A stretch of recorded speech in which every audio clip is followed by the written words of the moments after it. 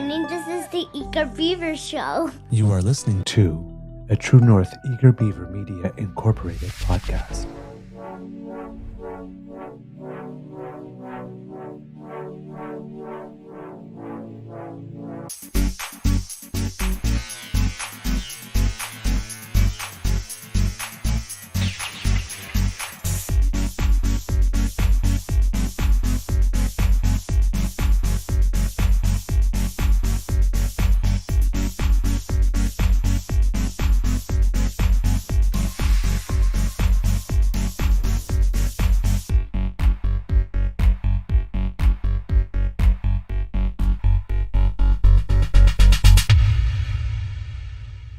The True North Eager Beaver podcasts are proudly brought to you by our founding sponsors, the Misfit Mysteries from Corvid Moon Publishing, your source for science fiction, fantasy, and cozy mysteries featuring a broad diversity of characters, CanadianTarot.com, your uniquely Canadian online eclectic tarot community, and the Peppermaster, hot pepper sauces made from farm-fresh ingredients to thrill your taste buds and expand your mind.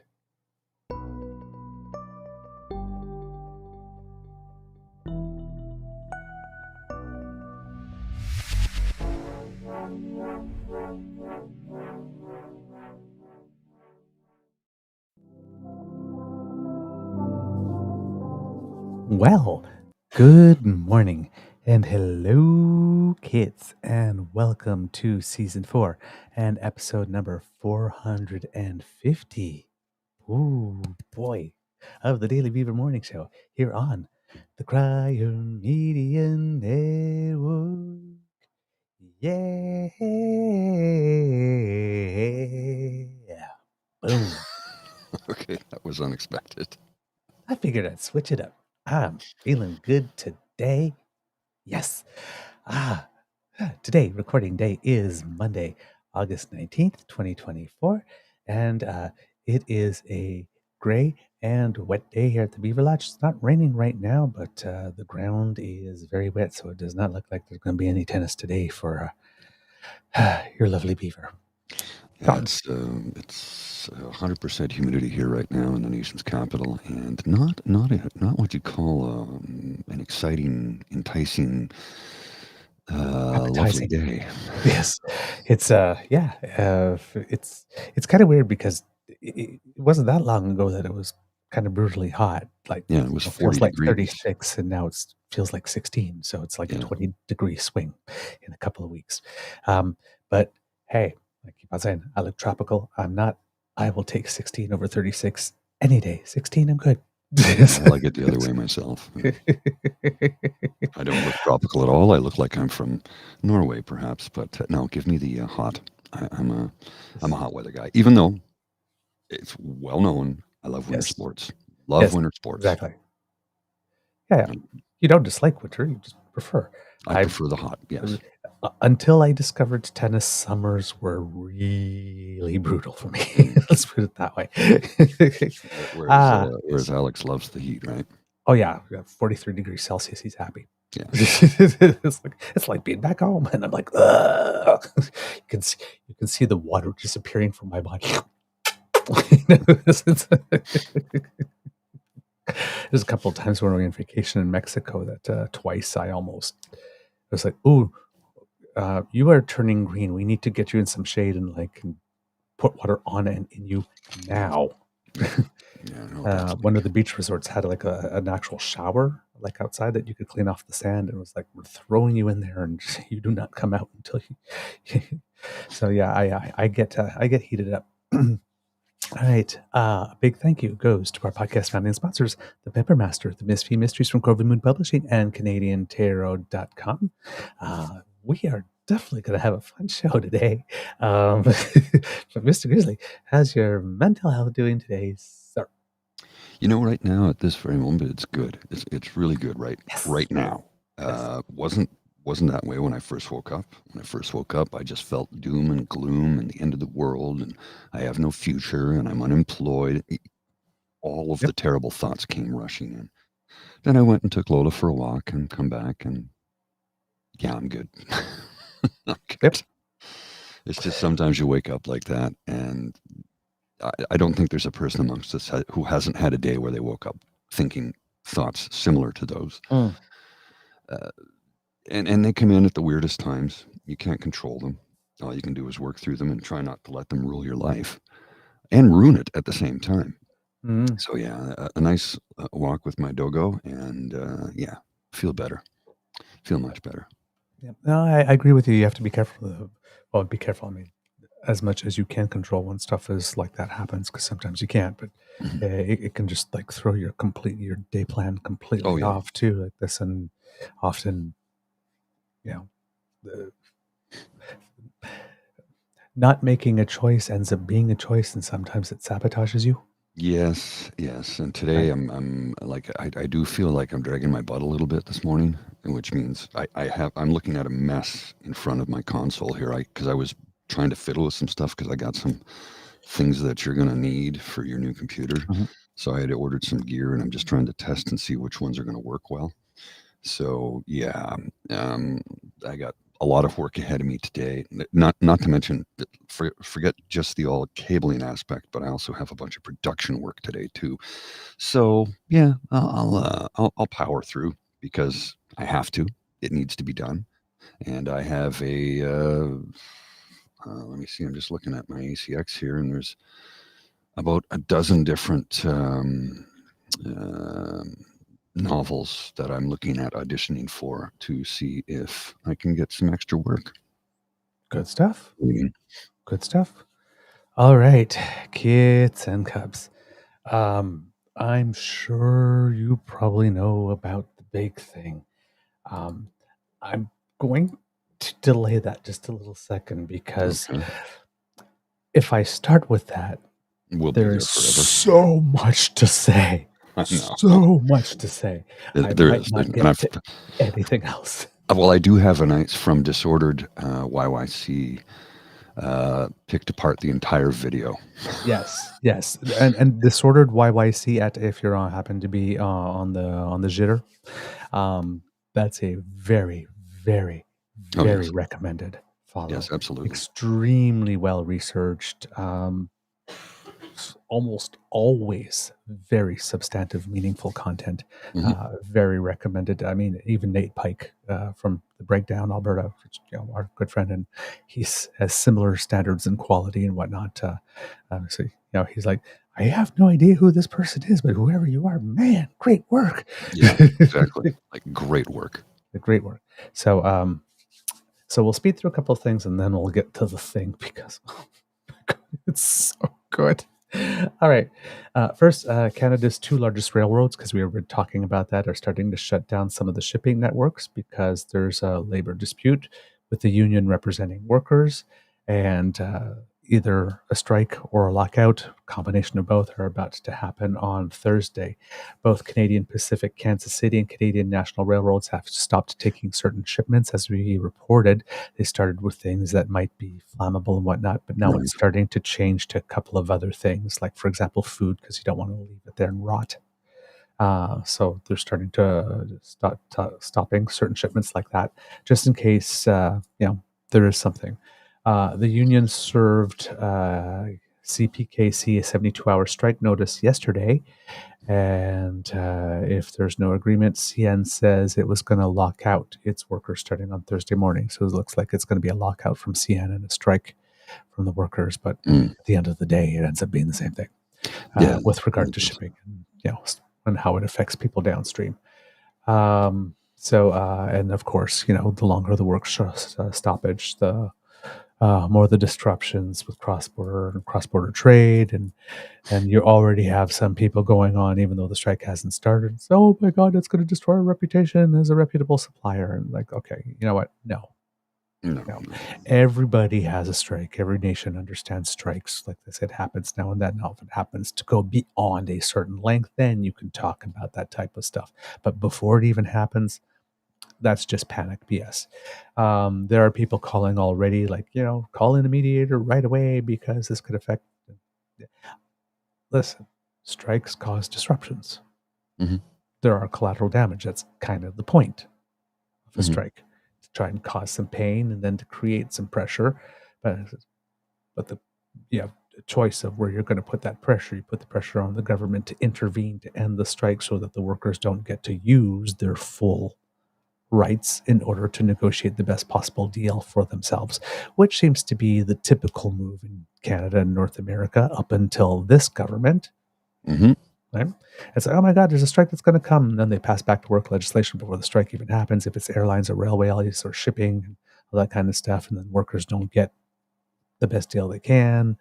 And companies, when they go to the negotiating table, will then never reach a deal before the deadline because why?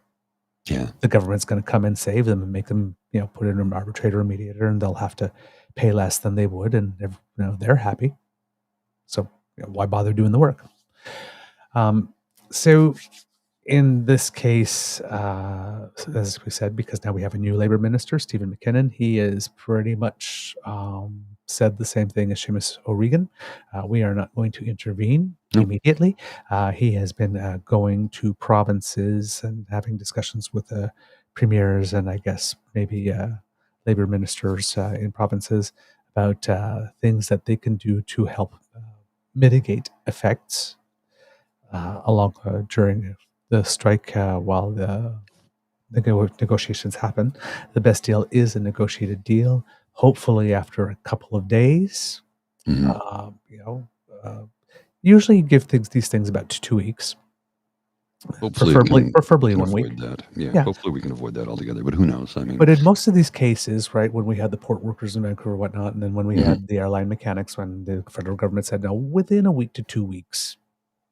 Something there was a couple of times on some of them where they seemed to have something, and then somebody would come back with a last like, hey, how about this thing too at the end? It's like, no, you've substantially agreed. And then the minister started putting his foot down. Hey, come on.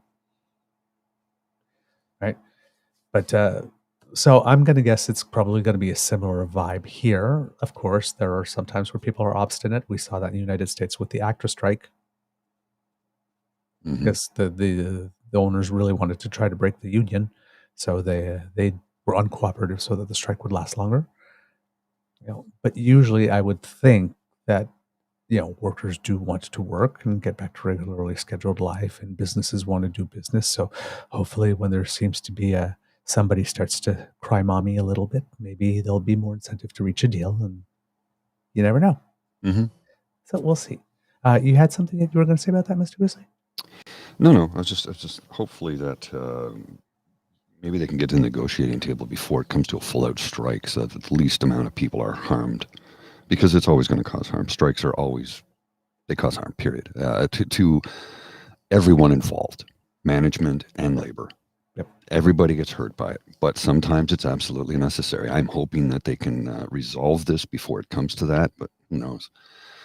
Did you happen to catch that little news article from the CBC about the rain in Toronto yesterday? I didn't see the article, but I was in Toronto on Saturday, and there was plenty of rain. 100 millimeters. Yep. That's 10 centimeters of rain. And this is like twice now in a couple of months. These were once in a 100-year events. They've had them twice in a couple of months. Well, so the Federal Weather Agency says the rain comes after Saturday's downpour saw 128.3 millimeters fall at Pearson. Yeah. That tops the 2013 record of 126 recorded here, which is on tap for the rainiest summer. I was there. It was a lot. Well, it says the previous record for summer rainfall stood at 396.2 millimeters. But Kid says the airport has already seen 475. Wow. That's 47.5 centimeters. Remember Kevin Costner's movie Waterworld, which was sort of like Mad Max-ish, I guess? And everybody was like, when the concept came, oh my God, that's so silly. Is it? Is it? Is it really? Yeah. Well, and that was supposed to be about the polar ice caps melting too, which is happening. They kind of are. Yeah. But I mean, turns out the guy was a little prescient. Well, the King's Plate at Woodbine was canceled because of the rain, which is a big horse racing event, right? Well, part of the Canadian Triple Crown. Exactly. They said, because of the rainfall conditions, it just made it unsafe to hold the race, period. It was just like not a good idea. So, yeah. So We have that severe rainfall in Toronto, and in Montreal, we have a water main break. There was a pipe that burst on Friday and flooded streets and homes and businesses. The city doesn't currently have the necessary parts and equipment on hand. And for some reason, like in Calgary, the pipe was installed 40 years ago and normally would have an average lifespan of 100 years, but did not. And again, I think the ones in Calgary, they were bought at a time where they would have a certain lifespan, but there was like a period of a couple of years where it seems that there was a defect and whatnot, and it seems they got those ones. But this one, they do not know what caused it. There's a spokesperson, Philippe Savarin, who says that city engineers are looking at all factors. But he said it's made with concrete and steel, so that's the infrastructure. And we know now, they didn't know, I guess, when they bought them 40 years ago, that this particular structure is more vulnerable to the salt that they're using in the winter. So maybe that could explain the situation, but they have to do the tests, visual inspection first, and then crews have to make for repairs first to a small pipe and sewer near the water main before anything can start on the water main itself. But then again, the parts are not there to repair the water main, so I guess there will be no delay to the repairing the water main because of having to repair something else first. We have to wait on the parts. So yeah, I saw some pictures too, and woo, that when the water came. Yes, it did. Yeah. So, and actually, my father-in-law, for all intents and purposes, whose birthday we were celebrating in Toronto on Saturday, is currently in Montreal, helping a family member who was affected by it. Apparently, the basement is finished. Flooded. Yeah. Yep. A lot of that happened. Yeah. So, yeah. All right. And then probably the most important other thing for the moment is yes? I was going to address the horrible call on Félix Auger-Aliassime. Oh, yes. He was very reserved and polite when he really didn't have to be. Yeah. He was right. Yeah, because that one I'm not sure. I'm not sure if we can show the clip. I mean, it's on social media. It's on CBC. It would be okay. Oh well, yeah. If it's on CBC, we can. But it's 4 minutes, so yeah, it's long. I watched it. So basically, what happened is that there was a ball that was coming low, and Jack Draper from Great Britain put his racket like to basically the surface of the court. Mm-hmm. It seems that it would have bounced off his racket. Like it bounced into the court, or first bounced on his racket and then bounced back in the court. So it would be sort of like a double bounce before going over the net. It actually hit the top of the net and then dribbled over. And then the chair umpire called the call and says, I'm calling it a legal hit. And that was match point, game, set, match. And you have to understand that because there was rain, this was the second match that Felix was playing in that day. Sometimes in tennis you play two. So he played one in the morning against Casper Ruud, who's like a top 10 player. The guy he beat at the Olympics on clay. He beat him again straight sets pretty efficiently. But I mean, 2 matches in a day. I mean, if you played against a top 10 player in the world and then you give another match who's higher ranked than you, and then you get another match later that day, it's hard to run. You can run out of steam. And it was, I believe it was a 3-set match. Mm-hmm. Draper says he did not see where the ball hit specifically. Felix says, like, come on, you've been playing so long, Yeah. And I'll give both of them reason there, because I'm now in my 4th year.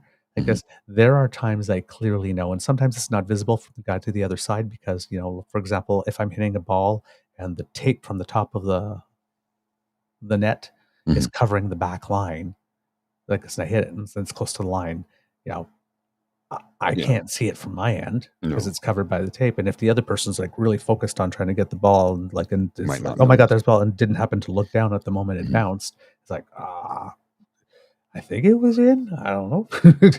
Right. So that can happen. So I can understand that. It's match point. The guy's excited. He was, the ball's low, so you're looking forward at you. Not, maybe. But Draper was like, listen, let's look at the replay. I'm perfectly happy to replay the point. Right. So it wasn't a question of cheating. Jim Draper.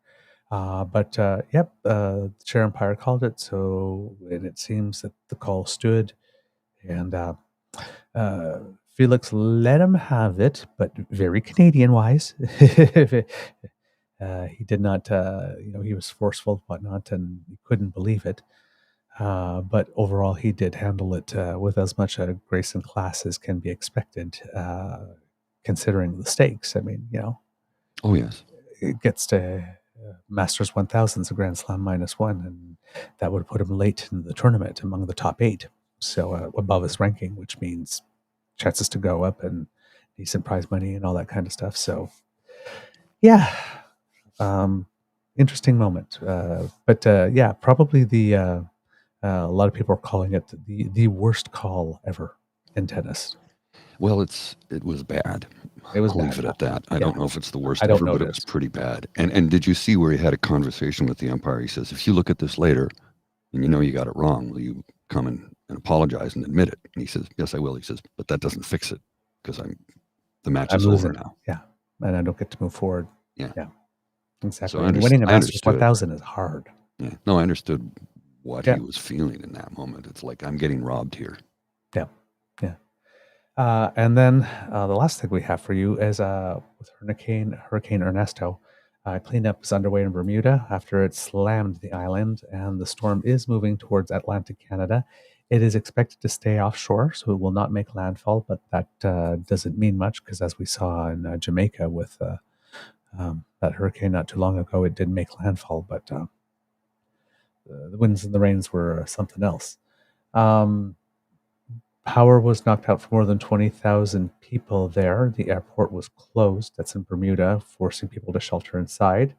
And the government of Bermuda held a briefing on Sunday, taking stock of the damage.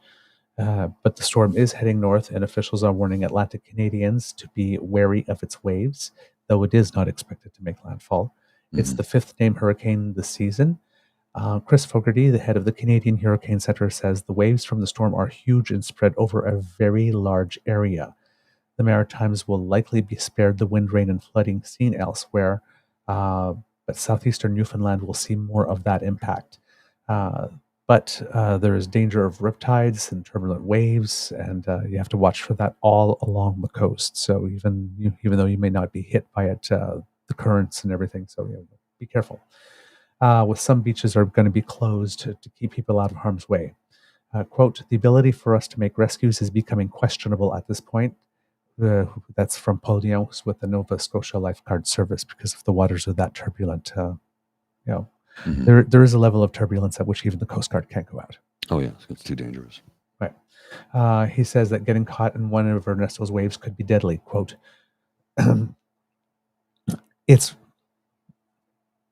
I'm going to say this, and you're going to understand why it is that I'm smirking, because it's really hard not to do something. Okay. You get knocked down, and you lose your footing, and you're face down in the water, and you get ready to get your footing and get up again, and you get slammed down again. We're talking about a hurricane, and I was like, everything about me wants to go. You get knocked down, then you get up again, and then the wave comes and pushes you down. And it's like, but it's a hurricane. So I don't want to laugh, but inside I'm all of 6 years old now and then. But yeah, I mean, this is serious. And I don't want to take away from the serious. So yeah, please do not be outside. Do not stand on the shiny rocks. The picture is not worth it. The video is not worth it. All right? Just don't try to go viral. I'm outside of the storm. Just don't. Okay? Be good. All right. Ahead of the storm, Marine Atlantic has canceled 2 ferry crossings from Nova Scotia to Newfoundland, and Bell Alliance says it's activated emergency response protocols to keep phone and internet services running, because in past hurricanes and storms, that's been an issue in Atlantic Canada. Meteorologists are not expecting the worst this time, but are saying that the hurricane season could be worse than usual. quote, "I'd be surprised if nothing formed before September, given all the conditions that are ripe for storms. Warm water, atmosphere, yeah, it's all set to go," said Chris Fogarty, again of the Kirk Hurricane Center. So he's warning Atlantic Canadians to not get too comfortable because another one could be right on Ernesto's tail. Mm-hmm. Yeah, and they're expected to get hammered today and tomorrow, I think. Yeah. All right. That's the news you can use portion of the show, kids and cubs. Now Now we get to have the fun. Are we going to go? Where do you want to start? Do you want to start with Disordered, or do you want to start with Frank's quick 1.5 video picking everything apart? Disordered goes into detail.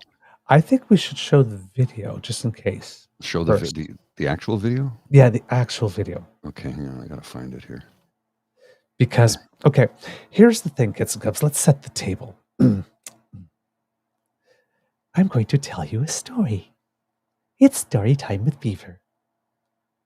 Once upon a time, kids and cubs, there was a smarmy little prick named Pierre. And Pierre liked to make videos. Lots and lots of videos. Videos with him walking and pointing his finger at something or sticking it in the camera somewhere. Videos of him getting very excited by lumber. Videos of him talking to imaginary people at restaurants. Videos of him in question period. And, well, Pierre also likes to tell bedtime stories, and somewhere along the way, he told a story about standing on a porch with a Canadian flag waving, with a cold drink in one hand and a paycheck in the other. Yeah, who does? And people kind of went, well, I mean, let's put it that way. The people who were there when he told the story. Heat it up like a peanut butter cup. But for the rest of us who are not on Team Weird, we went, what? Yeah, that was Who sits on a porch with a beer and a paycheck in hands, particularly like in 2023 when everything's direct deposit? Yeah, I'm sitting there with my check, wouldn't I have cashed it or deposited if it wasn't direct deposit? Because payroll likes to do direct deposit electronically because it saves them time and money. It's like, I'm sorry, when I get a paycheck, it's like, I'm all Johnny Gill. Boom, boom, just got paid. Boom, boom, it's Friday night. Yeah, I'm not going to sit on my porch holding it in my hand. Shows you how detached from reality this man is. So, well, you know, I mean, this is like clearly like, United States election campaign with the fields and and like this and the violin playing in the background, right? And the sun rising, all that kind of stuff.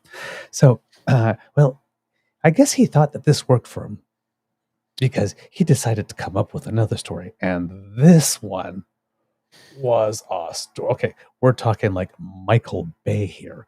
Absolutely everything that you can particularly believe is Canadian, he threw it in there. Like this, with all the conservative stuff, love for the military and like hard work and rural Canada and looking to the West. And again, I'm sitting there thinking, oh yeah, we look to the West too. We even wrote a song about it. Go West, life is peaceful. But we meant San Francisco. Yes. Well, he put the video out. And I'm sure he was very, very, very proud of himself. And then they got ratioed so hard they deleted it within an hour. Oh, but guess what? We have it. And yes, we're going to show it to you. And apparently, so it seems, kids and cubs, remember when Donald Trump's like, I hate it when they laugh at me. I hate it. I hate it. It seems maybe Pee-Pee doesn't like it when we laugh at him either. And it means that I think we found the spot on the body where it hurts when we press. Oh, yes. So now we just need to put the finger, now we know how to get them. Watch this. And hey, play a game. If you have a sheet of paper and a pen, try to note all the things that are wrong about this thing. Well, wait. This one is the augmented version. Sorry, this lightly augmented version where there's some additional subtitles and things put in, but you get the gist of it because it's the only one I can find right now. But here we go. Oh, I have the other one. Well, here we go. Just watch. Okay. And it's easy to forget what home and hope look like. So let me paint the picture of school children, boys and girls, being welcomed by their teacher at the front of the school as they walk in to learn about reading, writing, arithmetic, and our proud history. Before walking in the door, though, they look back at Dad in his pickup truck who's dropped them off. He rolls down that suburban street with his windows open, in the school zone, driving slowly so that he can hear that beautiful crackling sound of hammers pounding nails into Canadian lumber on newly built and affordable Canadian homes. When he gets to the gas station, he fills his tank with affordable and lower taxed Canadian-made energy. He makes his way out into the countryside where he's going to go and service a well, and he looks out his windows and sees those big, prestigious barley or canola fields, the combines out there doing their work, the cattle grazing on the countryside, producing the best food from the best farmers anywhere on earth. And he looks up, and what does he see? He sees a brand new fighter jet. They're doing a training mission in the sky, getting ready to defend our home and native land. The same plane is soon seen from a university campus where kids are hustling off to class, maybe a bit late, having just procrastinated on that university essay, knowing that when they get to class, they will have the chance to debate freely and fearlessly without worry of being censored. Later in the day, that whole family of the student, that welder, the kids, moms and dads come together for a big family celebration because it's been 10 years since one of the adult kids in the family has been sober and overcome his drug addiction. And they gather around the table to have a big, beautiful dinner to celebrate some wonderful venison that was shot with totally legal Canadian firearms. And they sit and they talk about their beautiful past, but even more so about their optimistic future. And as the little ones conk off and it's time to take them home, Grandma and Grandpa see them off to the car, and the car leaves the driveway, and they turn and they look west. And what do they see? They see wheat, foothills, Rockies, and a big blue twilight sky. And they look each other in the eye, and they say, "We're home." These are our people. That is our country. This is our home, your home, my home, our home. Let's bring it home. Okay. This is our home. Let's bring it home. Yeah. How do you bring home? Number one, let's start with the old caveat that, again, someone needs to ask him the question. When you say our, Mm-hmm. who do you mean? Does our include all of us? No exceptions? Or just conservatives. All right. Now, whoever put all those little captions and stuff in it is kind of cool. Exactly. Our Kit Argosia Akers. What did I just watch? Kit Mohan. Laugh, la, la, puke, puke. Kit Dan, I need a beer. Kit Tavi G, so inclusive. Kit Christian, training mission in the sky with real venison, conking off little ones with wheat Rockies in the home. An OFFS from Kit Frankie. Yeah. Anyway, so yeah, there is so much wrong with this video. There are, for those who are not watching, there's a whole section when he's talking about the agriculture stuff. And he talks about combines, but in the image, it's a tractor. There are times where he's talking about kids getting off the bus to go to school, but then after that, he's talking about dad who dropped them off in the car. It's like, oh, I thought they took the bus. the time changes in the images from day to night and then back to day. Mhm. When he's talking about the family that's celebrating 10 years of sobriety, they're all sitting around this table outside, huge family, toasting with wine. Yes. Well, normally that's how I celebrate someone's sobriety, by getting shittered. Let's get day drunk to celebrate your sobriety. The comment, there was a little caption about the first school that says American stock footage. Apparently that one is not. Apparently that one is footage from a Montessori school in Peterborough, which is, again, conservatives. Stock footage from a Montessori school? Well, it wasn't in Peterborough. Apparently that was in the U.S., but it was a Montessori school. And the elementary classroom? Well, according to YYC, apparently it is indeed Peterborough. Oh, okay. They checked. The elementary classroom was filmed in Serbia. Yes. So when he says bring it home, not so much. So yeah, the classroom was Serbia. What else was from elsewhere, Mr. Grizzly? Well, let's see. There's nothing more. Well, let me put this on the screen. I'll just put this on the screen, and we'll just go through each slide. There's nothing more Canadian than driving a pickup truck through an American suburb. So what people did is they took pictures of all the little stock footage stuff that they put in, and then did a reverse search to try to, geolocate, because all these pictures are credited when they're stock footage, and it tells you exactly where they are.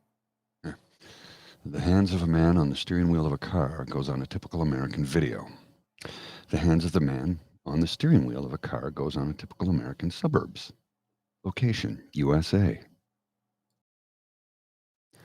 Let's go down to this one. Newly built Canadian home in Slovenia.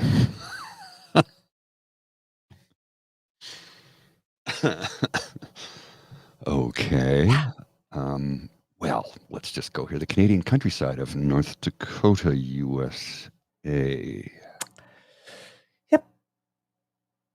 Pretty sure Canadian cattle don't graze in California. Spectacular California sunset.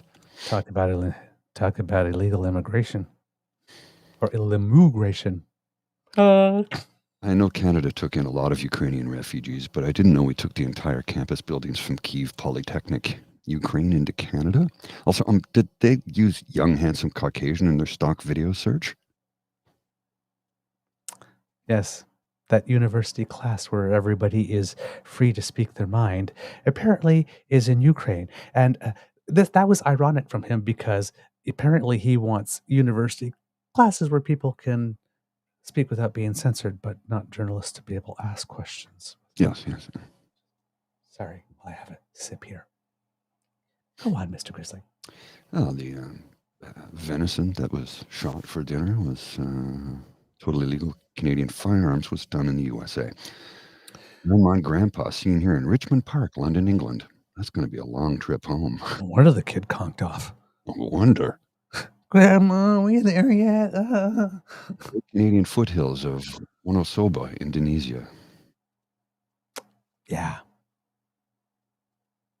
Like, they cobbled this together in 30 minutes and didn't bother to check any of their sources.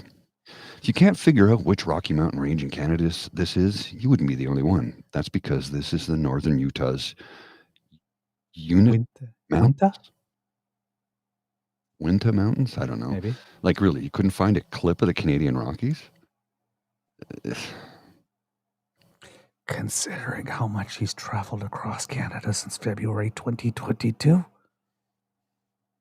Family get-together confirmed to be Tuscany, Italy.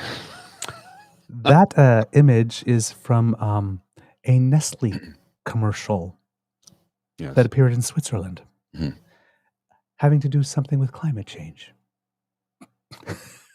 They picked a TV commercial about what Nestle is doing to help with climate change. The party that doesn't believe in climate change, and represented it. I mean, it's bad. The badness of this has levels. Oh, yes.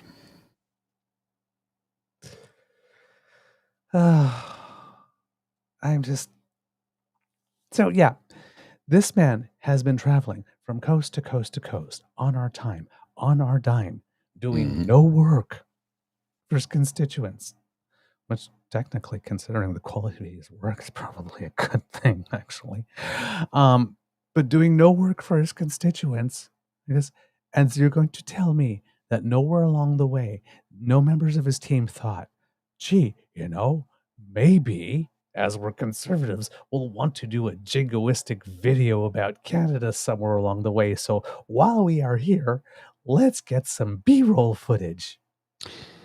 Nope, didn't do that. You know those hammers pounding nails into lumber? That was in Serbia, and it cost them $575 for that clip. And who builds a house pounding nails into lumber anymore? Isn't Nobody it like does that. compression? You use compression nail guns Yeah. because it's quicker.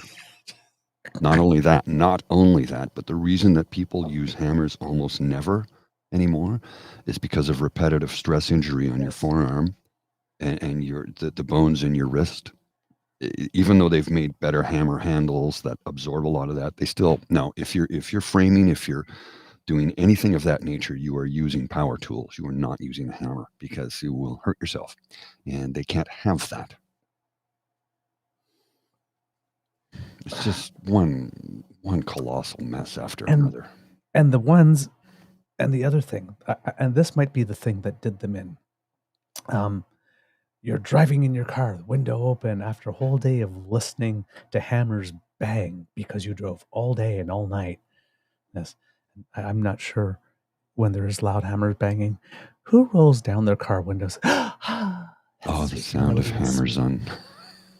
The fields are alive with the sound of hammers. Maybe Frau Honkstetter, who thought the sound of honking horns in downtown Ottawa was just music to her ears. But other than that, I mean, you have to be a pretty special person. But I was sitting there like this, and I'm watching. It's like, so yeah, you're driving, and then you look up to the sky, and you see new fighter jets, and we're seeing images of new fighter jets. And I know for sure that they aren't images of Canadian new fighter jets because we didn't have them delivered yet. They're not built yet. Yeah, so those are fighter Soviet, jets would they be? Russian Exactly. rigs. And I'm sitting there and goes, gee, I sure hope that those are not Russian fighter jets. I mean, at least we could take American fighter jets. I mean, you took so much from America in the stock footage. And yeah, that might be the thing that did them in. Well, that they do. There is footage of the F-35 flying.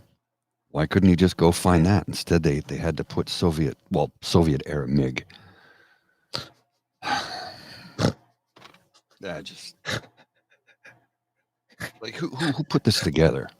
I mean, seriously, who put this together? They did no research. Planes flying, fighter jets, to throw it together so it looks good. Except you did no research to find out what the clips were.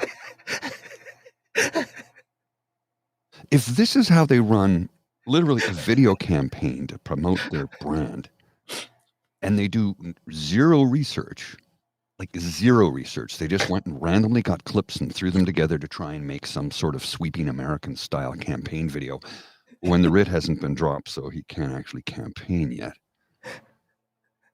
If this is how lackluster they are in doing the due diligence to make sure that everything's good, how are they going to run the country? I mean, literally, people had picked this video apart within minutes of it airing. They didn't even do the bare minimum to verify what the source material was. And here's the thing. There's over a year until the election. Yeah. It's not like you didn't have time to do the work. It's not like it had to come out in 45 minutes after you did the space. You could have taken a day or two. There's no rush. What? I could understand during a campaign, your opponent says something really weird like this, and you want to grab that clip and put it in a commercial and turn it around right away. Okay, that's one thing. Mm-hmm. You got over a year of runway.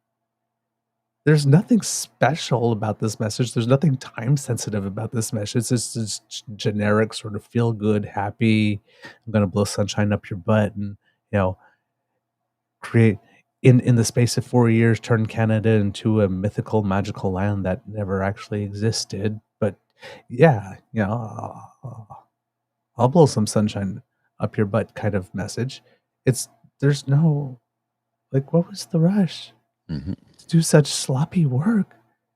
I mean, who wrote that thing for him? Like, seriously, whoever has a day like that? The kids you sent to school on the bus you drop off in your truck as you listen to hammers and then drive by a wheat field as you look up to the sky, fighter jets happen to be flying like this, and then you drive by more wheat fields and canola fields and you go, ah.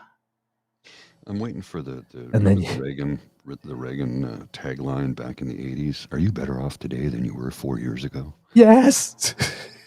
Yes, very much I'd so. love to hear Yes. that one right now, because I think everybody would say, well, yes, because 2020 was the start of the global pandemic. I'm clearly better off today. Yes. So much better. Temu commercial. It's when you ordered your political promotional video from Wish. Wish.com. It's so bad. It is. It's brutal. So, I mean, the Rockies. You couldn't even get footage of the Rockies. The really? Rockies. Oh, you know why they wouldn't show footage of the Rockies? Because they're on fire. Oh my God. It's like at 10-1, I bet you they bought all these images from an American company. Getty Images, actually. Almost all of them were from Getty Images. Yeah, American company. Because there isn't a Canadian stock footage company. I'm sure there's not a single Canadian out there who'd be willing to sell some stock footage to somebody. These are your conservatives, folks. Well, and Elaine kind of nails this one here, too. Typically, it's moms, not dads, that drop off the kids. Mm-hmm. And that's Typically. true. Well, they're being a little gender progressive. Like, hey, let's give them that one. Mm-hmm. Let's give him that one. He seems to be an involved dad, so. Yeah. He seems to be. Yeah. I'm sure he loves his children. Oh, no, he does. I'm sure he does. He does. Yeah. He does. No doubt there. So a little gender progressive there. But, talking about, like, doing stuff with legal firearms, that's good. That's good. It's not all bad. But it's good. Oh, man. It is so... Yeah, well, yeah, Kid Christian, yeah. And I couldn't find the Rockies for a shirt either. They got that common sense conservative shirt that has the picture of a mountain that they said was the Rockies, and it's the Matterhorn in Switzerland. Like, really? You not Robson. So this is not a new thing for, like, this is sloppiness, but this one was just because they tried to fit in so many stereotypes to make it. You know that if you've ever seen that movie Clueless, when the mean girl goes, Gretchen, stop trying to make fetch happen. It's not going to happen. The thing is this, and I stress this, when I put together our video, our introductory video, and I had some nature in that, I went in and I put scenes of Canadian wildlife, scenes of beavers, scenes of grizzly bears in Canada. That's how you do the search. You look for stuff in Canada. And literally, I had thousands of clips to pull from, but they couldn't do that because they don't think about Canada. There's over 60 university campuses if you include regionals. Like, you had to use one of keys. and you couldn't find a class with like 7 students. Like, really? Because that's common in Canada. 1 professor, 7 students. Where you're having this big discussion where you're not going to be censored. It's like, with a class size of 7, your message surely gets out, doesn't it? I would have took an image from a law class there, I mean, where it's full. I mean, You know, one person standing up answering a question, and there's everybody like listening. It's like, come on, man. If you're worried about censorship, aren't you worried about the mob? Not 6 of your closest. PNC bio. CPC support is concentrated in the West, and they don't recognize the Rockies. I just. Oh man. Uh-huh. Oh shit. Our home, your home. Let's bring it home. I'm sorry. Oh, dude. What? If I'm home, what? Huh? How do I bring my home if I'm already home? I'm trying to do some mental gymnastics to figure that one out, and I can't, because it's an infinite loop of stupidity.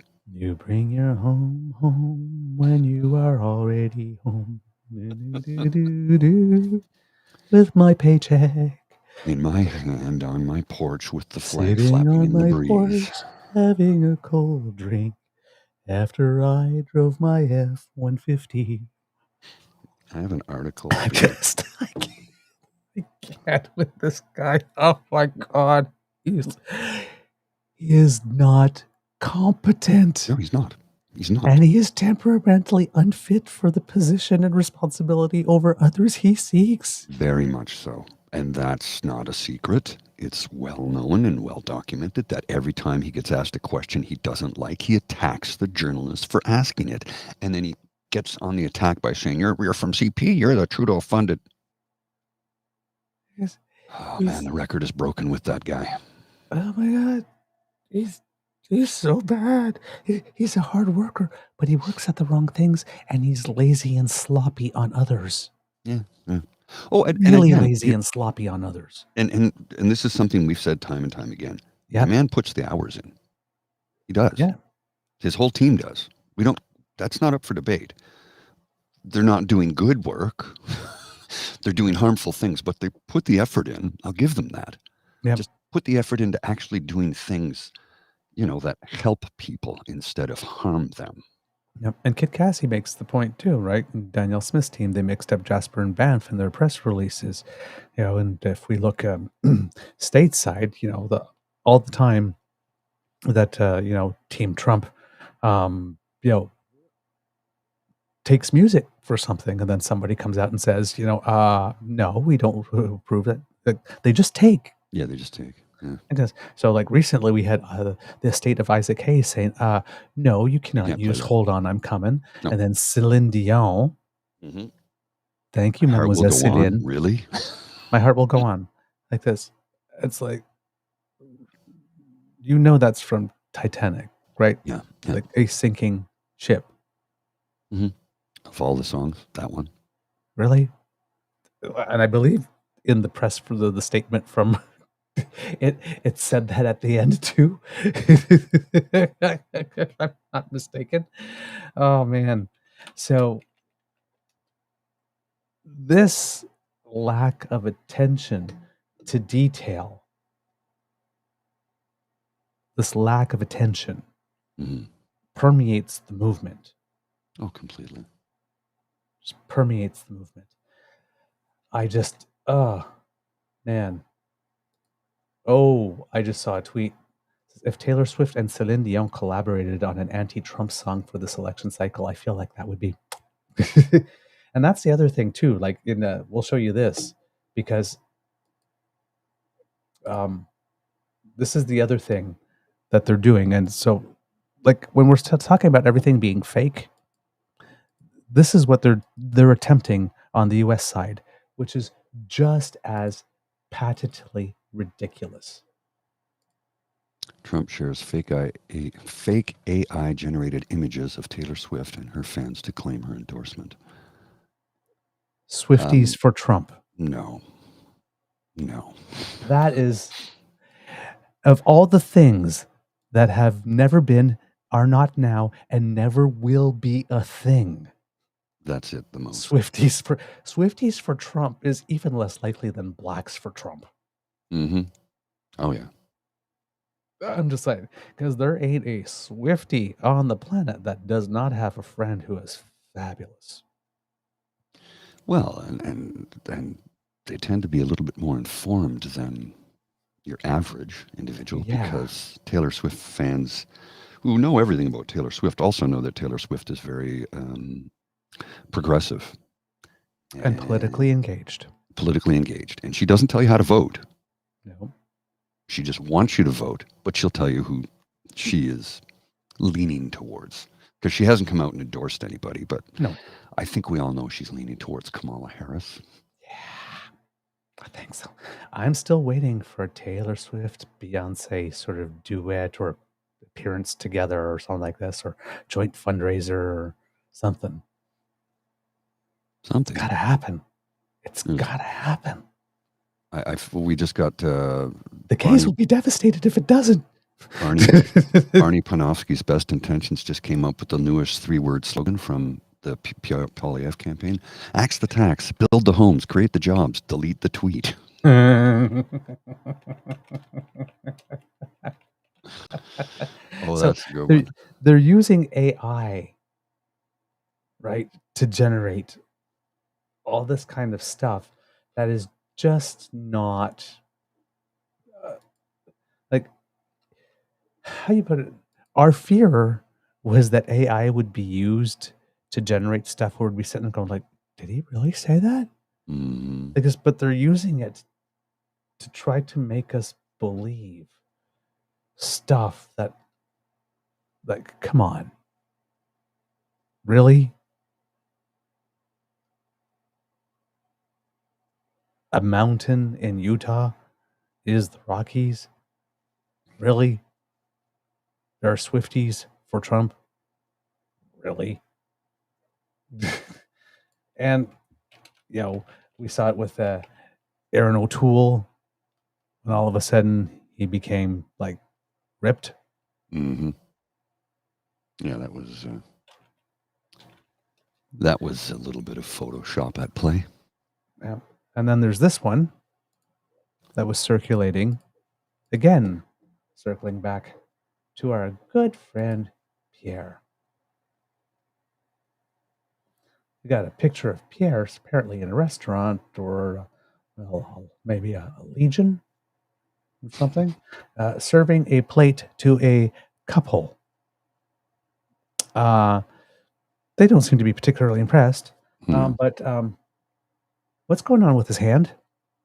I don't know. How did he get so tall? Yeah, little AI and that little lean? Photoshop. Yeah, But what's going on with his hand? yeah.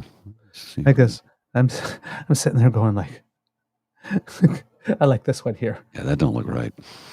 Pierre says, "Can I stand by your side holding a plate of food to have a picture taken?" The couple quickly tell him he's got 3 seconds to take a hike. He just ruined their appetite. Here, Lisa, what the hell's wrong with his hand? What's he wearing? So yeah, I'm like sitting there like this. My caption was like the old man's looking at the wife and says, "Beulah, if you do what I'm thinking you're going to do and grab that plate and throw it back at him, there's going to be extra cuddles for you tonight." Oliver, you're such a romantic. I got nothing right now. I'm just fake, fraud, phony.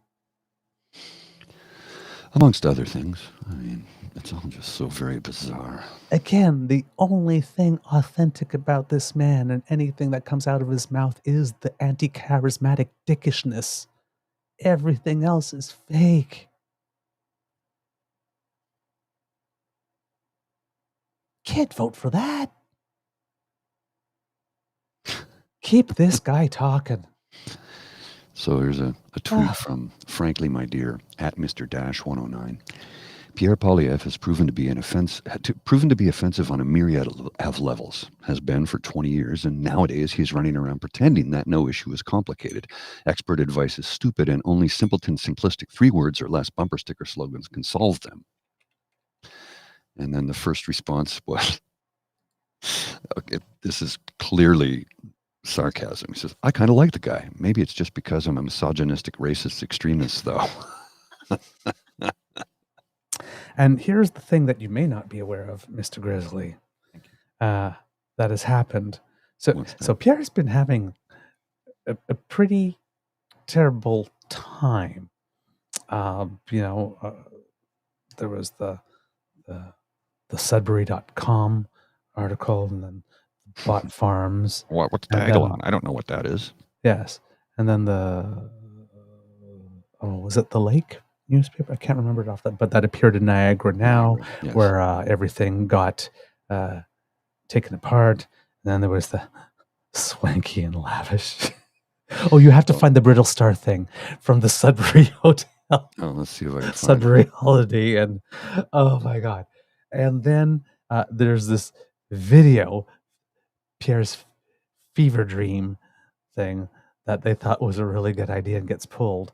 And then this is one that you may not have heard of yet, but there was something that appeared in the Toronto Star, because we like to give nicknames from. So when the bot farms came in, we went from Pepperidge Smarms to Pepperidge Smarms Remembers to Pepperidge Bot Farms Remembers, and I think the new one that might stick for him is PP Vance. Oh, here I got it. I got Brittle Star's Holiday in Sudbury. Okay, let's save that one. From the Toronto Star, Pierre Poilievre isn't Canada's Donald Trump. He's our JD Vance. Yeah, I think, yeah. Hello, media. Yeah. Sudbury.com, Niagara Now the Toronto Star, by John Semley, contributor. And I will see. John Semley is a Canadian living in America. That's all that's written about him. So don't know anything about his affiliations.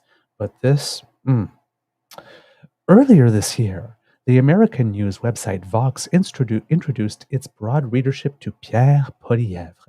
They accounted for the popularity of the Canadian Conservative leader with recourse to an American phenomenon, the right-wing populism of Donald Trump.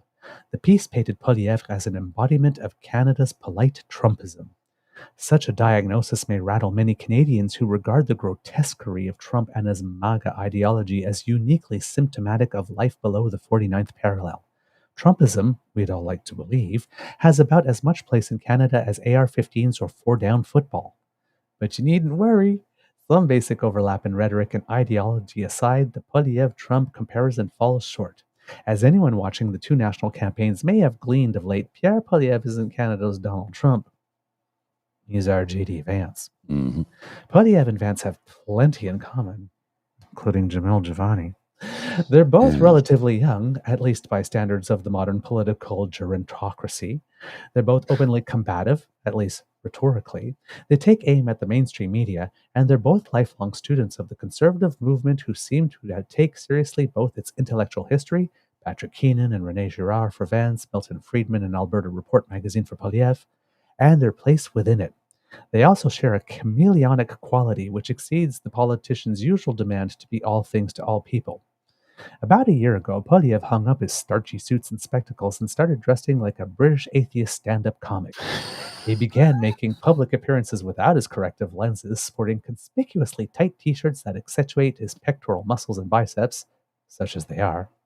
It's a macho makeover meant to soften the conservative leader's more long-standing and arguably accurate image as a pencil neck and policy wonk.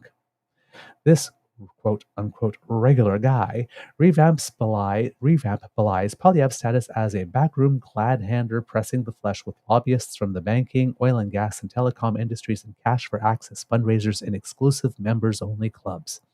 Vance has engineered a similar transformation a few times over. He rose to prominence on the back of his best-selling memoir, Hillbilly Elegy, which was subsequently adapted into a poorly reviewed Netflix original movie, his Rags to Riches story, which elevated him from the opioid-ravaged hollers of Appalachia to Yale Law, and, maybe, the White House, was the stuff of Horatio Alger. Vance never misses a chance to invoke his working-class roots in a bid to appeal to those same demographics.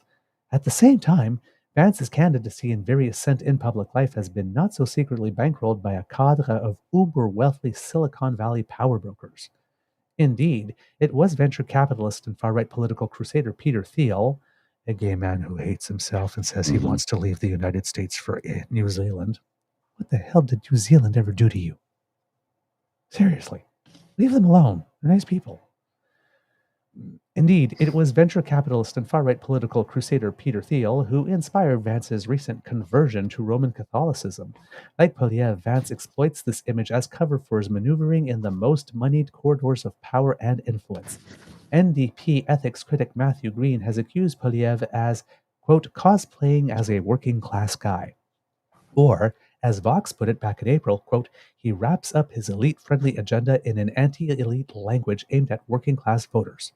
The same could be said of Vance, who rarely passes up a chance to perform his good old boy origins in public. Yet these everyman pantomimes are substantively lacking. There is an obvious hollowness to them. The two men are both clinically deficient in what the kids call riz. That's charisma. Whatever one may think of Donald Trump, I happen to despise him, he is no doubt magnetic. He's full up with the kind of sleazy steak oil salesman charm that abounds across America's long history of charismatic conmen. By contrast, both Polyev and Vance seem ill at ease among the large crowds they draw. Trump can whip people into a frenzy doing baffling bit about, quote, the late great Hannibal Lecter, during an extended tirade against asylum seekers. Does Meanwhile, he know that Hannibal Lecter's a fictional character? Not sure. I'm not sure. I mean, he did think that Joan Rivers voted for them, even though she had died 2 years before the election. So wow. He actually said it. Yeah. There's this article in People magazine. Meanwhile, when J.D. Vance recently made a joke about Democrats thinking Diet Mountain Dew is racist, or when Polyev tried to question Liberal Party priorities by claiming his opposition was in favor of legalizing crack while banning plastic straws, you could practically hear the crickets chirping in the background.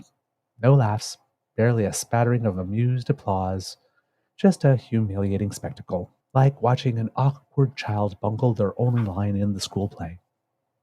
The Canadian Liberal Party, by the way, has not, as of this writing, tabled any kind of, quote, legalize crack, unquote, legislation. Of course, quote, being a bit of a dweeb is no disqualification in politics. Some would argue it's a prerequisite. More troubling than a paucity of raw animal magnetism is the manner in which both Vance and Polyev have leveraged their modest appeal. The two have, in different ways, hitched their political wagons to extremist movements that have crept into the political life.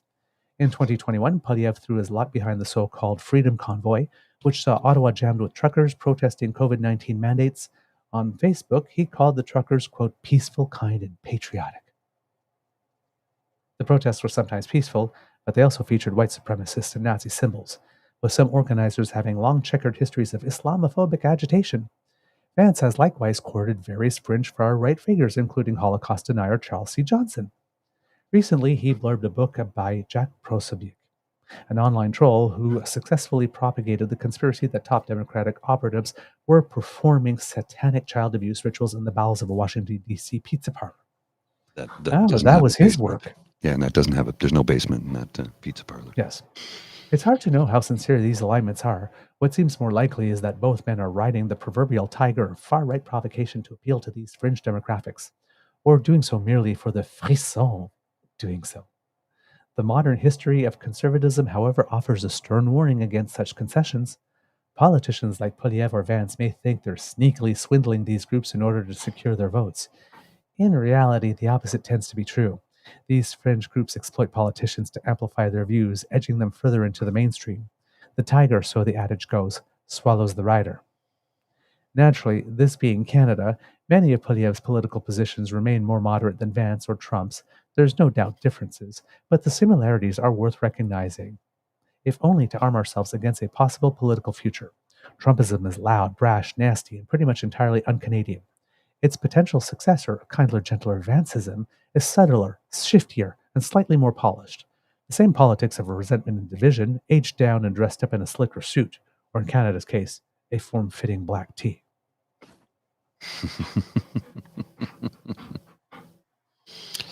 I thought that was pretty good. Mm-hmm. So, kits and cubs, if you're online, hashtag PPVance. Make it happen. Because democracy is something you do. Well, And sometimes it's fun to stir the pot. I am If we can shift gears for a moment here, I wanted to give a shout out to our friend and colleague, Yes, Charles please. Adler, who has been appointed to the Senate. Sir. And we've got a good one here. This is congratulations on your new appointment, Senator Adler. 3 pearls of wisdom from Charles Adler. 1. My message to Pierre Poilievre. Canada is burning. Your answer is to burn our Prime Minister. You will fail, just like your predecessors.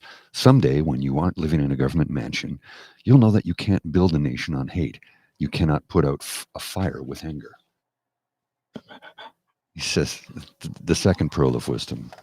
I endorse democracy over demagoguery, victory over victimhood, science over snake oil, public service over paranoia, and leading Canada over leaving Canada. Oh, hi, Lola.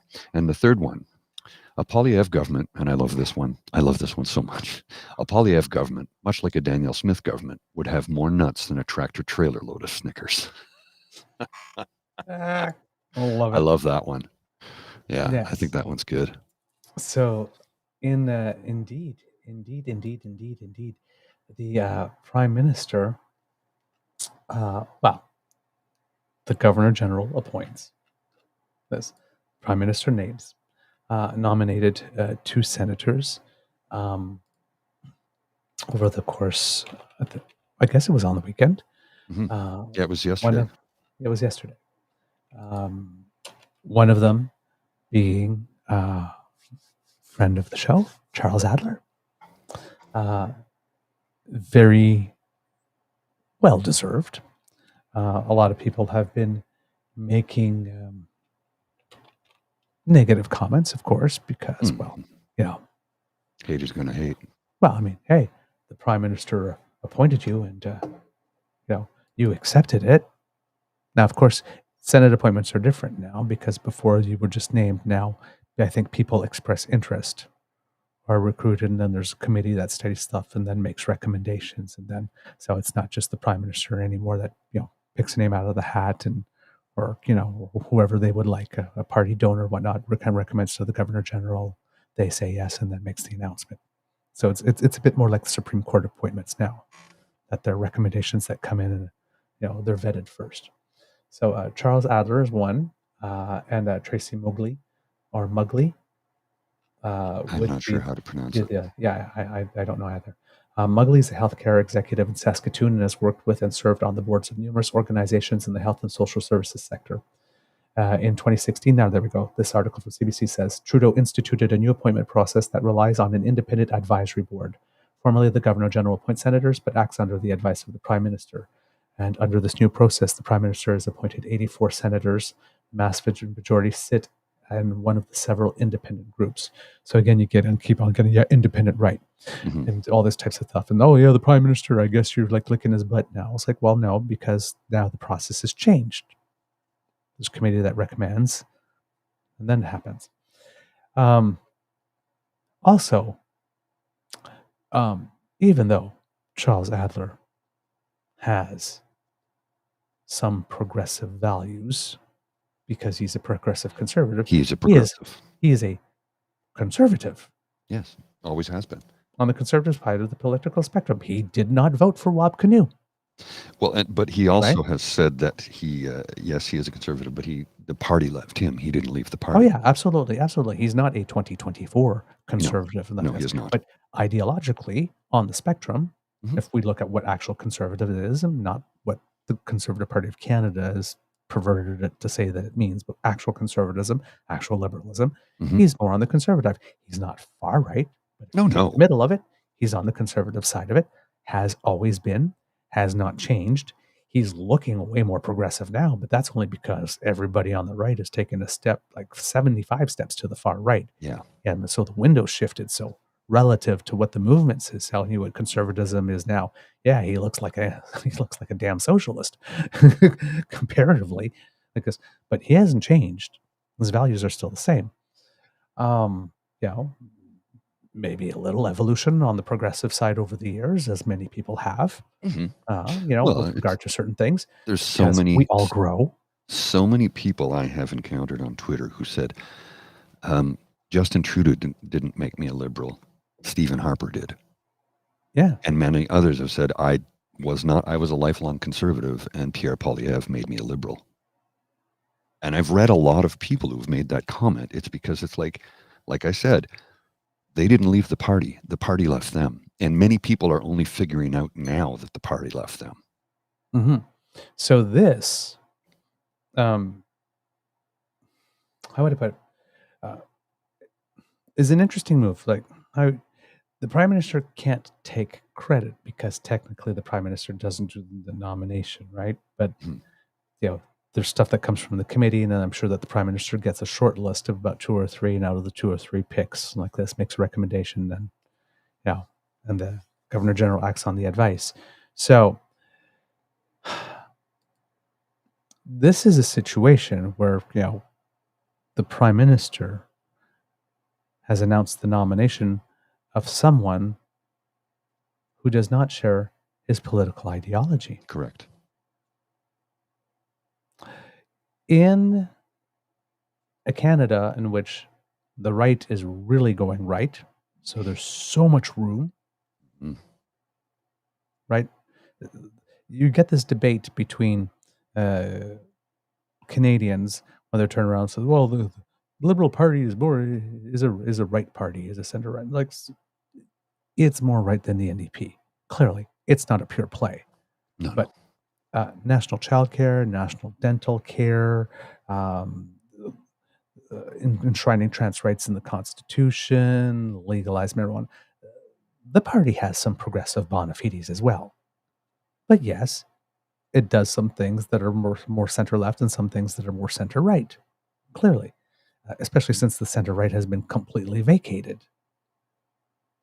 Completely. So it's not a pure play.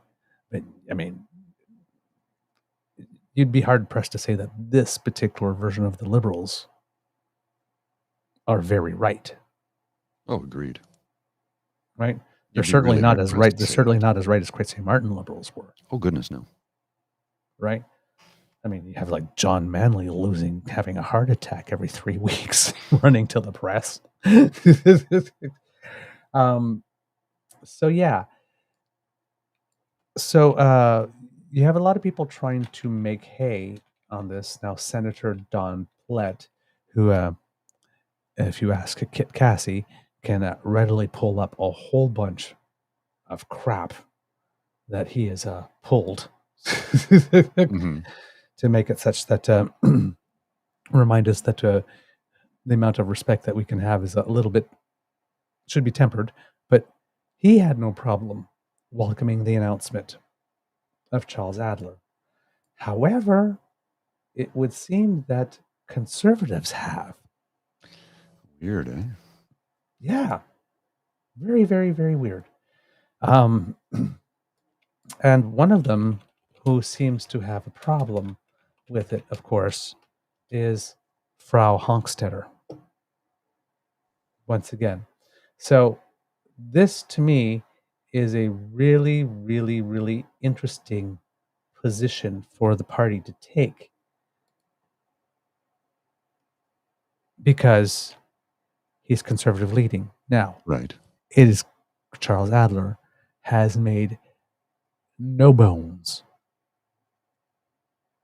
on podcast and public forum that he does not support Pierre in any way, shape, or form. Right? So, and you do understand that with this party, as Karen Vecchio found out, as Alan Reyes found out, as Michelle Rempel Garner is finding out, and she's decided to fall in line, that if you do not put lips to butt and press firmly, as our journalists have found out, you get destroyed. Yep. Point is that Charles Adler, he's been conservative for longer than Pierre has. Yes. He's been on the scene for longer than Pierre has. And there's a lot of people in that 60 to 85 demographic that tends to very much vote conservative, who really, really like him. Yes, yes, they do. And then there are people even on left of the center, I guess, who also really like Charles Adler, particularly since he's been speaking out about certain things. Don't agree with him on everything. No. Like this, but are able to have the same discussion that we're having. You know what? Yes, he leans conservative, but he's one of the good ones. Right? So by rejecting this and making fun of this in this way, they're basically telling a lot of people, we don't need your freaking votes. There's some really delusional people in this world. You have to look at one of the comments. I'm not going to highlight it for you, but it's yeah. So Sarah Fisher. You're delusional, dude. You know who you are. Oh, the comment in the chat? Yeah. Oh, sorry. Yeah, my chat stopped scrolling, so I've been missing everything. Darn. It's just bizarre. If you will put this up, Mr. Grizzly. Mm-hmm. This is Sarah Fisher. Yeah. Again, the communications person for the Conservative Party of Canada, tweeting about a conservative. Mm-hmm. But not the right kind, clearly. Well, and this is from 2013. Living with the Canadian Senate is living a lie. It's not a chamber of sober second thought. It's a chamber of drunken second chances. That's what Charles Adler wrote. And then Sarah Fisher, 2013. And then Sarah Fisher writes, one of Trudeau's newest independent Senate appointments. Independent between quotes. Mm-hmm. And then she decides to follow this up with a second tweet. Charles Adler. Trudeau, among most popular leaders on the planet, second highest bump since COVID-19. Most Canadians not surprised. Far right can say fake news media comforters can echo, but it doesn't alter reality. Justin Trudeau, by world standards, is a political superstar. Okay. Now, I want you to pay attention to something, because I'm going to go back to the previous one. Notice how the tweet is cropped. Mm-hmm. It includes what, Mr. Grizzly? The date and timestamp. All right. Now, sorry. The second one? They cut that one out. Why is that? Because it's from 2020.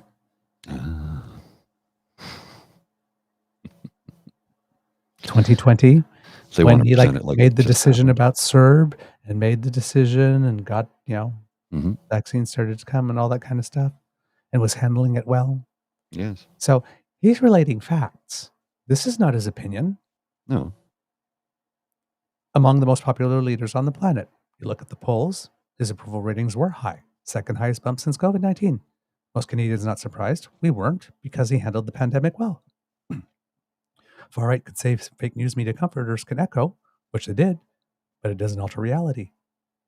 The numbers didn't lie. Justin Trudeau, by world standards, is a political superstar. He didn't say, I love and want to bear his children. Facts. But they didn't like the facts. So it had to be fake. Now they're taking that tweet and they're removing the crop mm-hmm. to make it sound that it might be more recent. And they're trying to spin it as, you see? Yeah. He's bought and paid for.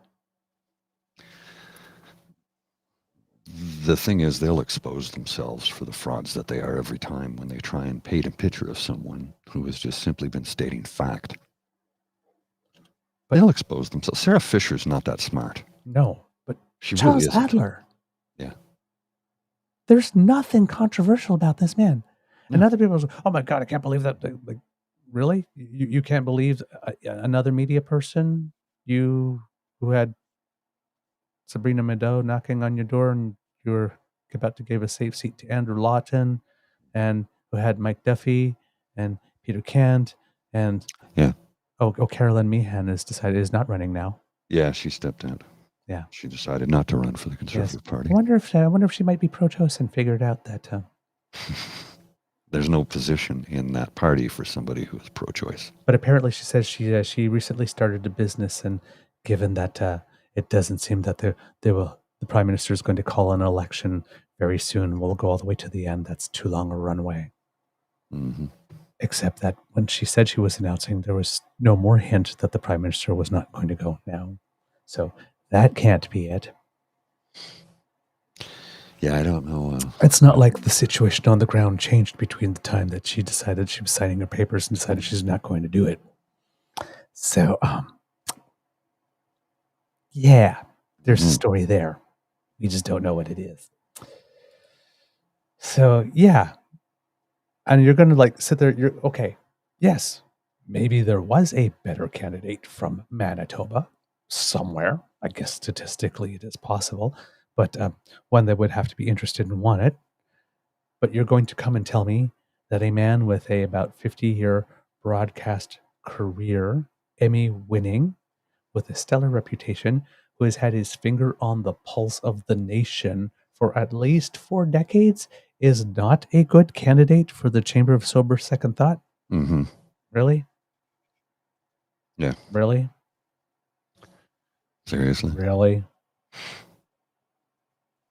This is not going to work for you, Charles Adler's beloved. No, it's gonna fail for you miserably. Seriously. Like, this whole reflexive reactive thing, everything must be, and it's not like just laughed off. It's like they must be obliterated, destroyed, their reputation. It's like Charles Adler is like a liberal cuck. Well, I mean, look what they Really? did to David Johnston. Liberal? A Trudeau butt kisser. Really? Yeah. Really? Again, the guy is doing the same thing we do, looking at the landscape and comparing the alternatives. And if the alternative is Pierre Poilievre, yeah, of course Trudeau looks great. Have you seen the other guy? But it's not like he's going like, Trudeau's absolutely wonderful. He's literally going, have you seen the other guy? It's like, there is no choice.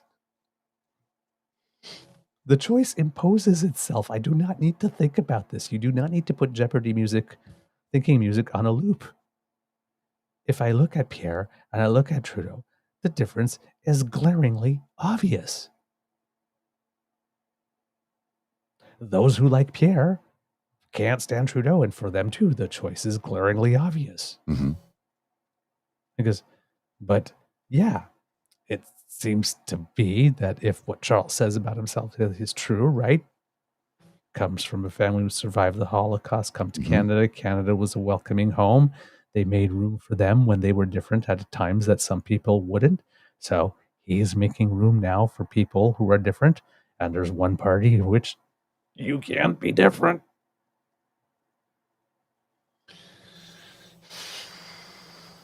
Where else is he going to go? Seriously. I mean, his only other option is to just disappear from the scene then. Go nowhere. And that's not going to happen. And that's not Charles. No. So it's like, what did you think was going to happen? And clearly, you've been hearing, in terms of his discourse, how he's concerned about Canada. So what did he do? He did like we did on the show, Democracy is Something That You Do. He took his entire career reputation, even saying in 2023 that the Senate is like, yeah. And he says, you know what? If not me, who? And threw his hat in the ring. He did the thing we're asking people to do. Mm-hmm. He put his body in the game. Yeah. He decided, wait a minute, we need a senator.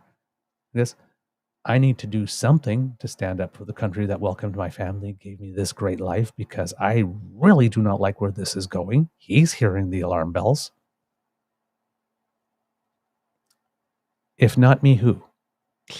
Yeah, he has the reputation, he has the career, he has all the pedigree for like this. It's like, if I put my name, if I was lived in Manitoba with my reputation that I have now, put my name in the ring and go like, Douglas who? Mm-hmm. What has he done for the nation? What has he contributed? Like, this guy's got 40 years, 40, 50 years. Like this, at high profile, doing the work, building the reputation, meeting the people, talking to the people. Bet your ass Charles Adler's talked to more Canadians through his lifetime than Pierre Poilievre has. Oh, yeah. Absolutely. He's got his finger on the pulse. He's seeing how things have changed. Yes, he put his, he took everything and his, Charles Adler has it good. Yeah. He does not need to do this. No, not at all. He's got a good life. He's set for life. He's got a reputation he can keep. He could have just kept on doing what it is he was doing. Because have influence in his way that he has here, like this. he stepped up. That's what we asking people to do. So I'm applause to him for doing it. Applause to the nominating committee for taking his name and putting it up. Applause to the prime minister if he did get a short list to say, you know what, even though we don't ideologically agree, there. Congratulations to everyone, and congratulations to Premier Wapkaniw. Took the time to congratulate Charles Adler, even though Charles Adler didn't vote for him, and Wapkaniw was aware of it. And then kudos again to Charles Adler for giving kudos to Wapkaniw, recognizing that. This is the way politics we would like it to be done. Yes. People disagree, but when somebody, even with whom you disagree, who has clearly made a large contribution to the nation, is called up to higher service for the nation, you show grace. Grace and gratitude. Two things that have been forgotten a lot in the last number of years in political sphere in Canada, especially when it comes to the Conservatives. There's an article here that was written by J.D. Blackburn. It's on Medium. And the headline of the article, I guess the title of the article is Unmasking Pierre Poilievre, the Demagogue's Playbook and its Dangers for Canada. And he has a little precursor, which I think is important to do when you're writing a column of this nature. And in the precursor, he says, because I'm going to read some of the column to you because I think you'll find it fascinating. But he says, I want to start this article with an important clarification. I am not affiliated with any party and consider myself a political orphan. I am neither liberal nor conservative, but rather a centrist who believes in contextual politics. Sometimes, in some situations, I believe that left-wing policies would be better, while in other contexts, I lean to the right. I have strongly criticized the Trudeau government for its communication management during the pandemic, but the current speeches and messages delivered by Pierre Poilievre terrify me, and that's why I want to share this message with the public. I thought that was really well written. He goes on to say, in recent years, political figures using demagoguery to gain power have become increasingly common. In Canada, Pierre Poilievre is one such example. This article breaks down his psychological and political tactics, showing how he uses them and explaining why they are dangerous for society. We will also draw parallels with Donald Trump and the MAGA movement in the United States, as well as the QAnon cult, a fertile ground for conspiracy theories that are also gaining traction in our country. He goes on to explain what a demagogue is, which I think is pretty awesome, to be honest. He says, well, a demagogue is someone who seeks popular support by exploiting the passions, fears, prejudice, and emotions of the public, rather than using rational or logical arguments. Here are some of the characteristics of a demagogue. Exploiting statistics by distorting correlations disguised as casualties to influence opinion. Promoting conspiracy theories when necessary. Undermining public trust in institutions. Polarizing society through rhetoric. Attacking opponents with personal insults, portraying them as enemies of the people, and dehumanizing them. I mean, this is what Trump and Poilievre have been doing for the last few years. I'm going to put a link in the chat here to that article on Medium for those of you who wish to read it. It's good. I don't want to read the whole thing because we got to wrap shortly. We got a bunch of work to get done today. But when people start to write, and I'm seeing more and more articles like this from more and more authors and journalists and reporters who are saying, the man ain't right in his head, is basically what they're saying. And the man is using terrible tactics to politic to the detriment of democracy and our great nation. And as more and more articles like this start to come out, as the year of the pushback that 2024 has been and will continue to be, I think more and more people will come to the realization of what a shyster snake oil salesman Pierre Poilievre is. I mean, we've known it for a long time, and we've discussed it for ad nauseum for hours. Yep. But I think more and more people need to know this, which is, one of the points of this program is to inform citizens, to let people know there are bad people who want to take away your rights. And they are a sheep in wolf's clothing, or a wolf in sheep's clothing. Yes, a wolf in sheep's clothing. I got it a little bit bass backwards. That happens sometimes. Pass backwards. I like that. Yeah, bass backwards. So for the kits who are listening, we had the pleasure of having a conversation with Charles Adler in April of 2023. I believe it was one of his first interviews, if it's not his first interview, after having been on hiatus for a while after he had left the Canvas Global Network on which his show was before. And then things have happened for him since afterwards. So again, not saying that he got the Beaver bump, but totally saying it. But yes, we placed it in there for you to go and watch it again at your leisure, because we thought, you know what, good opportunity. Agreed. We could be shameless, but also to celebrate him, because at that point in the history of our show, that was probably the most important interview we had ever done. At that point, yeah. And meaningful. So we, it's we're particularly proud of that one. Yes, and it was funny how we had the live version and then the rebroadcast version. In the rebroadcast version, we got tagged for COVID misinformation, which we thought was weird. And then we went and appealed it, and the appeal was given because there was no mention of anything of that nature in the. Somebody tried to cause trouble because we got but that was the same thing when I on our Facebook page when I tried to post that thing about Tommy Robinson at one point, and somebody reported it as violating standards, and it's like, and then Facebook just acts first, and there's never anybody you can speak to, and they never give a dialogue box where you can write a few lines to even explain, right? It's just like, no, it's not it. I guess, do you appeal? Yeah, I appeal, and that's it. And then you never hear from them. It goes into some box. So I just took it out. But yeah, that's clearly a tactic these days. All right, Mr. Grizzly, I think that would be enough for today. Well, let's close out with Brittle Star, and then we can wrap it up. Yes. This is this is great. Just enjoy. Sudbury. It's lavishly swanky. Hi. I mean, really. I love that man. I love that man. Oh my God.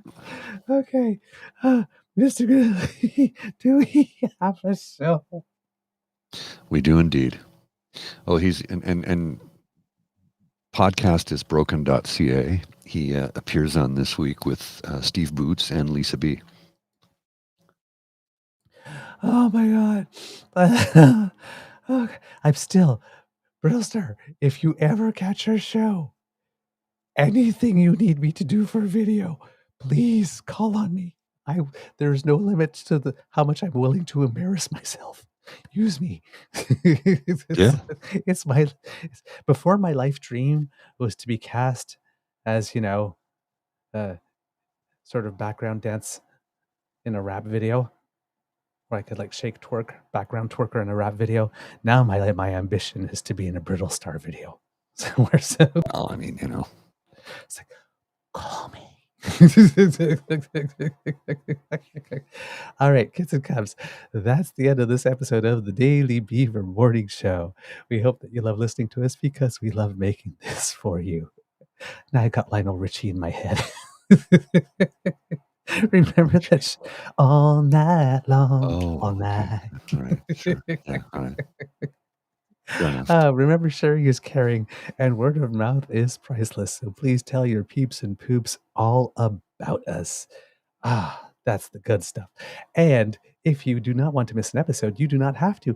Thanks to the fun, fabulous Ray Girl. If you scan that QR code that just appeared under my chin, right there, that will bring you to our pod page. She sponsored it. She's super cool. Thank you so much. That's podpage.com/the-true-north-eager-beaver, lowercase letters with a hyphen between each one of those words. Mr. Grizzly, you were about to say. Well, I was about to say that even, we are a little behind on our audio. I'm going to be working on it throughout today to try and get everything up to speed. But for those of you who do go to Podpage, you can find our videos that we shoot each day. They get posted immediately after. Oh, they do. Oh, yes, yeah. So you can find the videos and you can watch them there, or you can, we'd prefer if you came to our YouTube page because, the more people who watch more YouTube, the more potential we have to earn money to try and pay for all of this. Come up and see us sometime on our YouTube page. No May West for you. Oh, yes. If you go there, you click subscribe on our pod page. When we have something fresh off the bandwidth, it really comes directly to you. You don't have to do anything and search it. Just we serve it up to you on a platter. Now, if you would like to help us in other ways, well, then you need to make like Kit Lane. Have a beyond awesome day.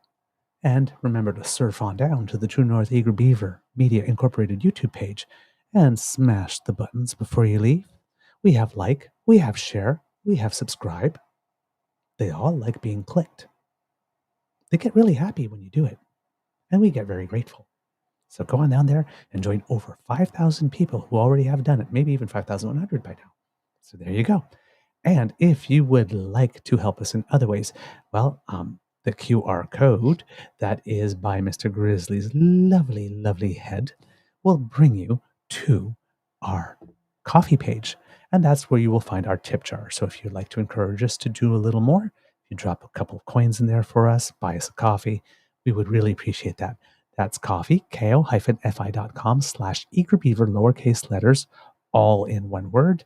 Anything that you could contribute is very much appreciated. It also increases your sex appeal by 37.2%. Instantly. It's like you actually go, you give us a tip, and then you go check your mirror and you go, damn. Wow. Really? It works. Try it. Okay.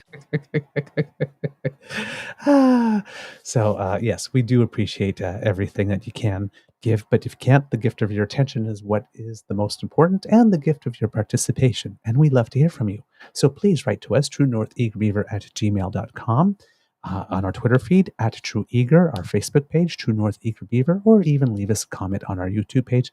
We try to read absolutely everything. Well, we do read everything. Sometimes it takes a little long. Don't always respond, but we do read everything.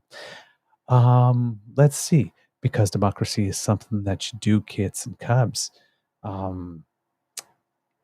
If you're in Ontario, write your MPPs and ask them what they're doing about the child welfare system. Please. Like this, do our kids. Apparently, we've got a new education minister in Ontario. Yes. We have time to get to that today.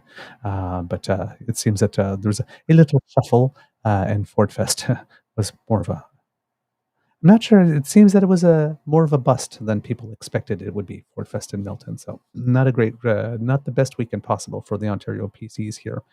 And people are expecting also a potential shuffle federally as well, and maybe in September. So get ready for that. Response to the question from Dan's September pubcast. Actually, we're going to try and do one this coming Saturday. Exactly. And there will be one in September as well. Yes. So probably this weekend and August pubcast. I am free to come. My Beaver sweetie and his dad are going hiking, so the weekend is mine, so I can come anytime. Cool. Yeah, let's do it Saturday. Oh no, Kit Saucy Leche has already been replaced. Yeah, had already been replaced. They moved him to energy and electrification or something like this, and then brought in this new guy whose name, I think last name was Smith, who was in the job for about, I think, 10 weeks, and I guess decided he wanted to pursue another opportunity. We don't know what is, so I don't know if he's looking for a run for the federal Conservatives. Maybe he gets the sense that the tide is turning for Doug. But if Doug is going to go into an election soon after his 19-week escape from Queen's Park is over, this guy has decided he's not sticking around for whatever reason. Mm-hmm. We don't know yet. I'm sure, like Goldie Gameri, we'll find out what door opened. What door? Eventually. Soon enough. All right. And then, of course, all the by-elections coming up. You know that. Mr. Grizzly, do you have some words of wisdom? I'll give you simple ones today. Somebody said to me yesterday, and I went, yeah, okay. DNFTT. Do not feed the trolls. Indeed. And people have been lovely at doing this today, so thank you very much for this. We appreciate it. Your Queen Beaver really appreciates it when the loyal subjects participate. And you are such lovely loyal subjects. All right. It could be a tough world out there, kids and cubs. So please be kind to and gentle with yourself. And, bonus democracy, something that you do. Absolutely anything from PP that you see online or that you see on TV or whatnot. Mock the living daylights. Find the thing that's weird, that's creepy, that's off, that's inaccurate, whatnot, like this, and then find a way. It's like, really? You don't know that? Like, who are you? Like, just mock it. Mock it. Mock it. Because he just taught us that if you find something that really sticks and mock him well enough, he will actually take himself out. Mm-hmm. This whole Pierre is inevitable thing, not a thing. Yeah. And there's over a year of runway to go. And he loves to talk. So there'll be more. There'll be a lot more. Yeah. All right, Mr. Grizzly. I think it's time to cue the cock. You are listening to a True North Eager Beaver Media Incorporated podcast. The True North Eager Beaver podcasts are proudly brought to you by our founding sponsors, the Misfit Mysteries from Corvid Moon Publishing, your source for science fiction, fantasy, and cozy mysteries featuring a broad diversity of characters. CanadianTarot.com, their uniquely Canadian online eclectic tarot community, and The Peppermaster, hot pepper sauces made from farm-fresh ingredients to thrill your taste buds and expand your mind. We are grateful to the Crier Media Network for its support, Pete Jarvis for our artwork, and Paul Joseph Something for our opening and closing sequence music.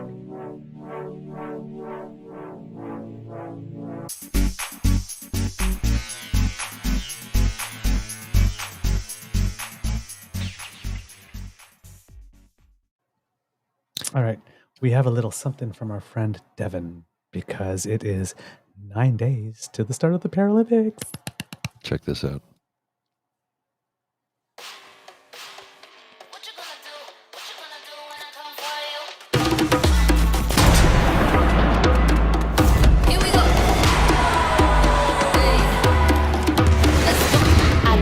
No games.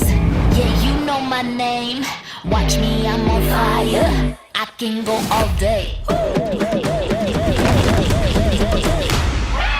the beat back.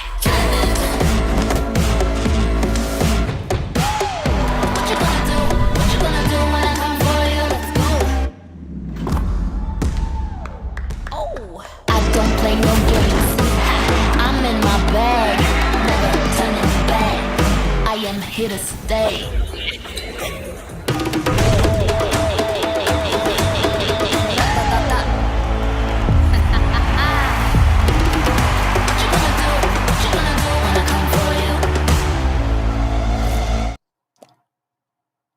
I love that they're getting this treatment.